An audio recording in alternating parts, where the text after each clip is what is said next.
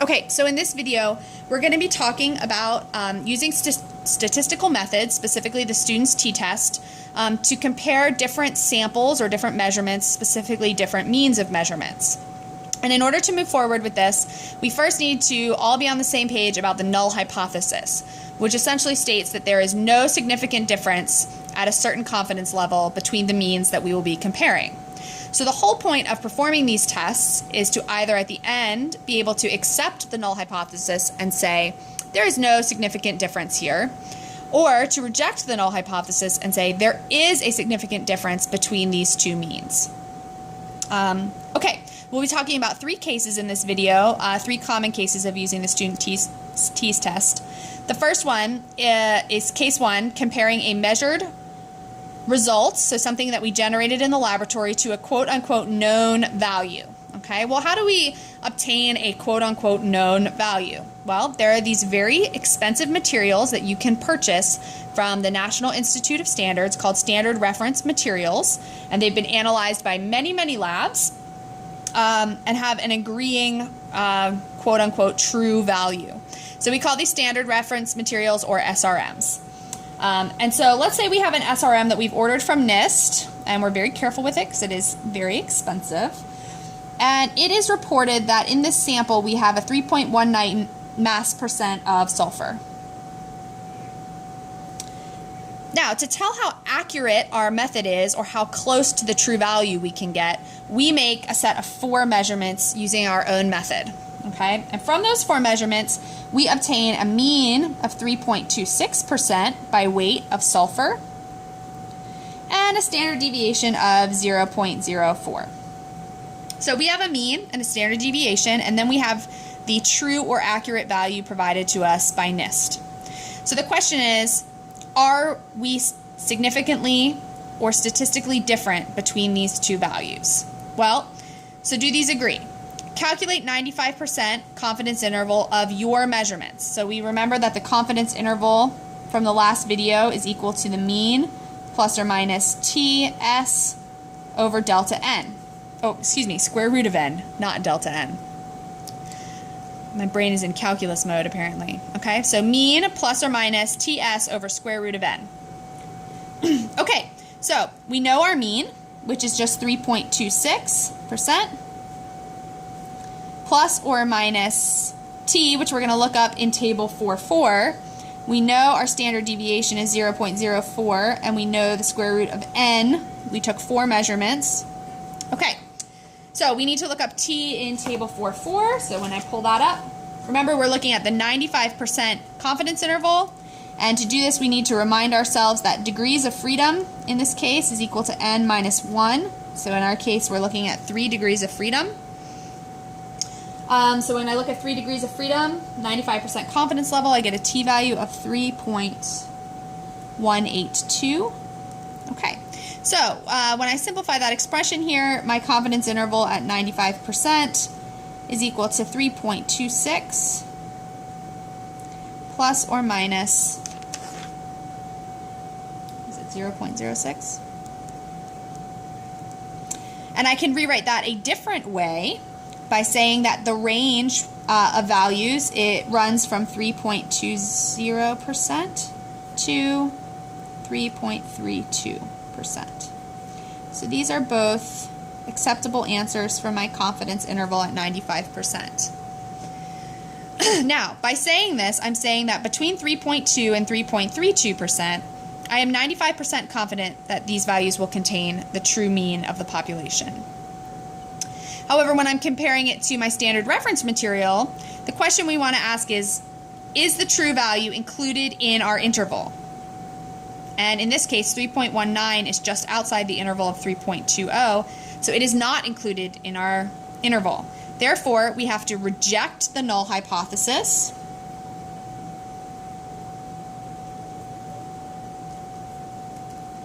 Our values are actually statistically significantly different.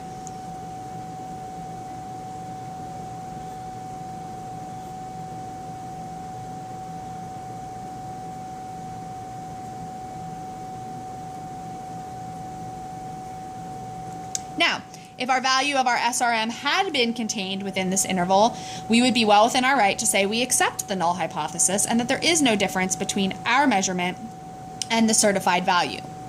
However, based on this difference, we might go back and check our analytical method to make sure we don't have any systematic error, because obviously our mean is different from the true value, so we have an issue with accuracy. Okay, so the next situation that we're going to talk about, case 2, is comparing replicate measurements. Okay, now I'm going to use your Penny Lab as an example for this, since you will be using the t-test to compare the mass of your pennies weighed on one balance versus the mass of pennies weighed on another balance. So we're comparing replicate measurements often generated by different methods. So we can use the different balances here as our different methods.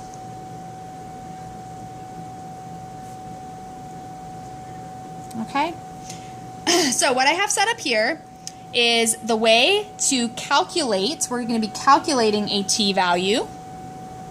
Okay, so the relationship for calculating a t-value includes the mean from my first set of measurements, the mean from my second set of measurements, an S pooled value, N1, N2, N1, N2. All right, now S pooled is calculated down here using standard deviations of my first set of measurements and standard deviations of my second set of measurements. All right, so we'll be working through this together. Now, let's say that some data that you generated in lab, and specifically I'm just going to focus on the mass of penny 1, whatever your penny 1 was. And let's say that in grams for my first set of measurements for penny 1, I get an average mass of 2.48 plus or minus 0.002. So this is my average and my standard deviation. And I took that mass 3 times, so my N is 3 replicates. I did the same thing for the same penny, but on a different balance, and I obtained this average and this standard deviation. My N still equals 3 because I took 3 measurements on the second balance as well. Okay, so my question is, are these two means statistically different from one another? So the first thing I need to do is conduct an F-test. And the F-test tells me whether my standard deviations are different or not. Okay, so the F-test, or F-calculated, is equal to the standard deviation 1 squared over standard deviation 2 squared. And you always want to put the bigger one on top. Okay? You want to have a whole number, not a fraction, or a value above 1 would be a better way to describe that. So here I'm going to put my bigger standard deviation on top and my smaller standard deviation on the bottom. And what do I get when I plug that into my calculator?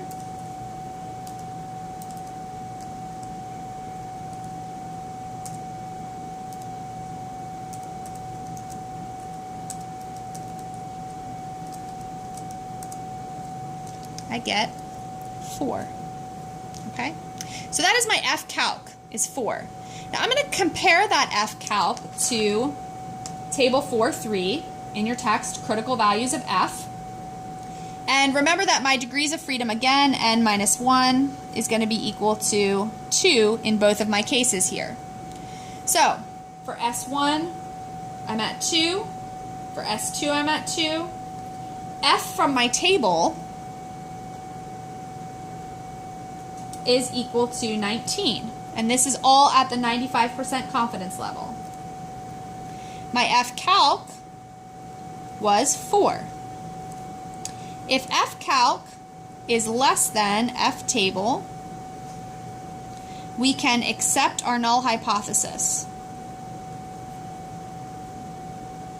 Essentially what this says is it is okay for me to say that these two standard deviations are not statistically different from one another. Okay?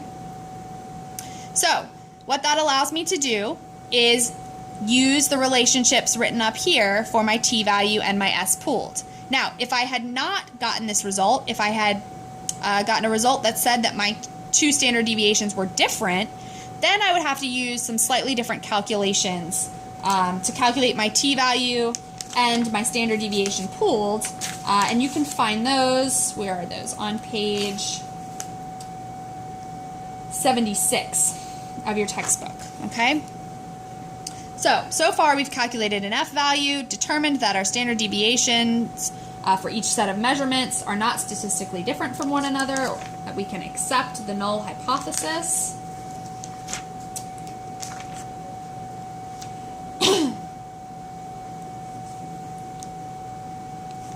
And we can move forward with calculating t-calc and s-pooled. So let's see, did I give myself? I did give myself an extra page. I knew that I was going to run out of room. Okay, so I'm going to, let's see, fold this guy so that you can see both. You guys see that okay? Okay, so calculating t-calc, right? First, I know I'm going to need to insert s-pooled up here into my value, so I'm going to first calculate my standard deviation that's pooled. And essentially what that means is that we're combining these two standard deviations in some way. So my standard deviation 1, 0.004 squared multiplied by n1, which is 3, minus 1, which is equal to 2, times 0.002 squared, so my standard deviation, my second standard deviation squared, multiplied by, again, 2. All of that's going to be divided by 3 plus 3 minus 2. And what I get there is, let's see, 0.004 to the second times 2. And then 0.002 to the second times 2. And then that plus that, all divided by 4. Okay, so I get 1 times 10 to the negative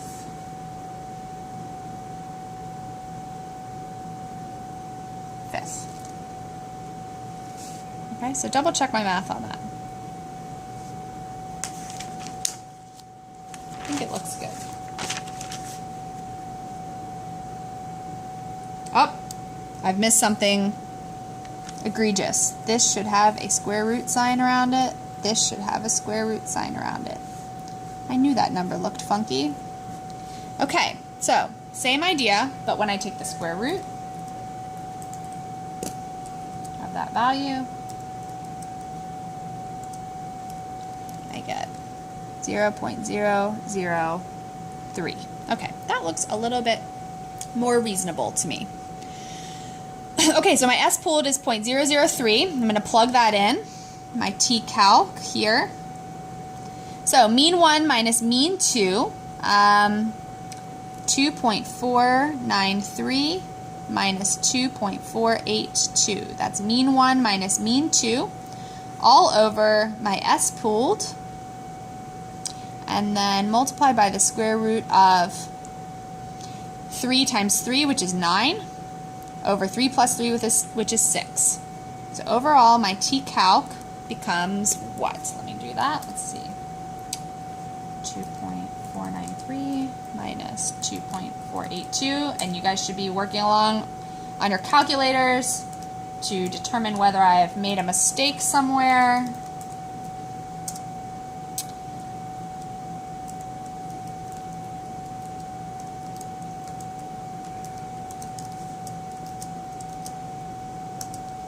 Okay, so for my t-value, I get 4.49. All right, so that's our t-calc, and what do we need to do with that? Well, we need to go and compare it to our t-value on table 4.4 at the 95% confidence level. Okay, so I'm going to take that value, compare it to my 95% confidence level. Remember, my degrees of freedom in this case are going to be 2. So at my 95% confidence level, I get a t value from my table, which is 4.303. Okay, now, what is our relationship between these two here? My t calculated is greater than my t table. So, what should we do in that case? If the t-calc is greater than the t-table, then we have to reject the null hypothesis.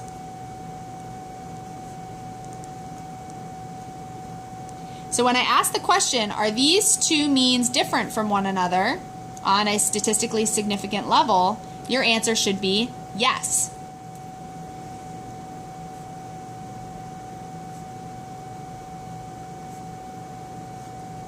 Which suggests that perhaps one of the balances that you were using was not calibrated properly for this semester. Okay? Now, if t-table is, let me write it in the same way. If t-calc is less than t-table, then we can accept our null hypothesis. Okay, so second case, comparing replicate measurements that are often generated by different methods. Let me put an S up there, that's going to bother me. All right, so hopefully you've been able to work through this with me. If you have any questions, let me know. The last case we're going to talk about on this video, case 3, is the paired t-test for comparing individual differences. So this case is used when we're using two different methods, but instead of having means generated from several replicate measurements, we only have made single measurements. Okay, so here we're still calculating a t-value using the average difference over the standard deviation of the differences multiplied by the square root of n. Now, where do we get the standard deviation of differences? From this mathematical relationship above, where I'm summing, essentially, each individual difference minus the mean difference. So the deviation between the differences squared all over n minus 1. So what does this mean? Well, let's look at this data table here. Let's say we have 8 different samples that we looked at with method 1 and method 2. Now note, these are not averages, so no replicate measurements were made except for the one between method 1 and method 2. So what is the difference between method 1 and method 2 values? Well, what we can do there is subtract the 2, right? So I'm going to subtract 122 or 1.22 from 1.23 and generate a difference of 0.01. So that's the difference between these two methods. And I'm going to do that for each method all the way down the column.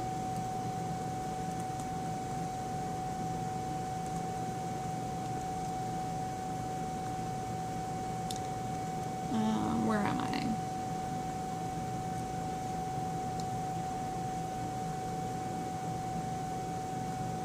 Okay, so this is a set of individual differences, right?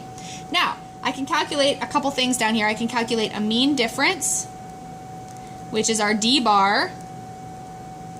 So if I take the average of all these differences, I should get a difference of 0.114. And I did that in Excel. And then I should be able to calculate a standard deviation of those differences, which I could also do in Excel, or I could do using this standard deviation equation up here. Now, when we're looking at this, right, I think someone in the past has asked me, well, if we're doing this, what is our degrees of freedom here? N minus 1, right? Well, we made 8 measurements. Even though they're different, we're looking at 8 differences here, right? So n is going to be 8 in this case. So when I calculate the standard deviation of my difference, I get 0.401. So I have my mean and my standard deviation of my differences. So let's take those values and plug them in up here for t-calc, right?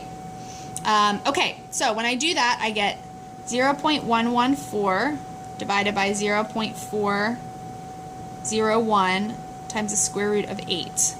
What do I get there? 114 divided by 0.401 times the square root of 8. And I get a value of, I don't know if you can see this, I want to make sure you can, 0.804. Okay, so I have my t calculated. Now I'm going to do the exact same thing. I'm going to go to my t table and look up at the 95% confidence interval. Degrees of freedom are 7, or n minus 1. And when I look that up, I should get a value of 2.365. Okay, so I have my t-calc and my t-table, and I'm comparing them in order to determine whether I can accept or reject my null hypothesis. So in this case, my t-calc is less than my t-table. So what can I do with my null hypothesis? I should be able to accept the null hypothesis based on that information, okay? So from that, we can conclude that these two methods are not significantly different.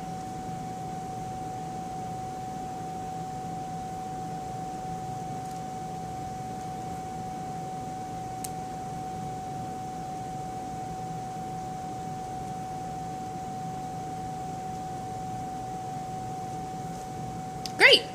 Okay, so practice some of these t-tests on your homework problems, and please come see me if you have questions. Thanks.